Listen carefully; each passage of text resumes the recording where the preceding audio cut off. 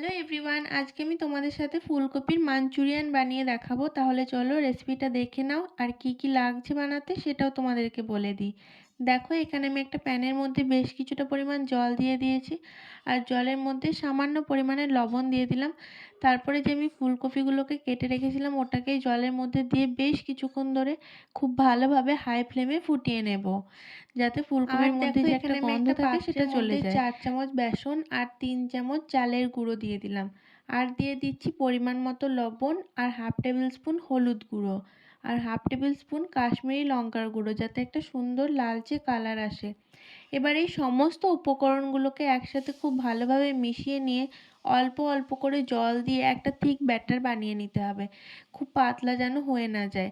তারপরে যে ওই যে ফুলকপিগুলো ফুটিয়ে রেখেছিলাম ওটাকে এর মধ্যে দিয়ে খুব ভালোভাবে আমি মিক্স করে নেব। এবার দেখো, কড়াইতে বেশ কিছুটা পরিমাণ তেল দিয়ে দিয়েছি। তেলটা খুব ভালোভাবে গরম হয়ে গেলে আমি একে একে ওই ফুলকপিগুলো তেলের মধ্যে ছেড়ে দেব, আর এপিট ওপিট করে খুব ভালোভাবে 3 থেকে 4 মিনিট মতো মিডিয়াম ফ্লেমে ভেজে নেব। দেখো, এখানে আমার ফুলকপিগুলো ভেজে নেওয়া হয়ে গেছে। এবার আমি এগুলোকে একে একে তুলে একটা অন্য পাত্রে রেখে দেব। কড়াইয়ের মধ্যে সামান্য একটু পরিমাণ তেল দিয়ে তার মধ্যে এখানে আমি কিছু রসুন কুচি দিয়ে দিলাম।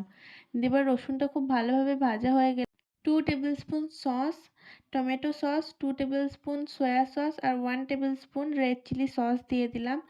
দিয়ে এটাকে খুব ভালোভাবে মিশিয়ে তার মধ্যে আগে থেকে যে ফুলকপিগুলো ভেজে রেখেছিলাম ওটাকেই দিয়ে প্রায় 2 মিনিট মতো নেড়ে নিলেই গোবি মাঞ্চুরিয়ানটা একদম রেডি হয়ে যাবে। তোমাদের যদি রেসিপিটা ভালো লেগে থাকে তাহলে কি করতে হবে, অবশ্যই লাইক, শেয়ার আর কমেন্ট করতে হবে। আর নেক্সট কী রেসিপি দেখতে চাও সেটাও অবশ্যই আমাকে কমেন্ট করে জানিও, আর রেসিপিটা কেমন লাগলো সেটাও জানিও আমাকে।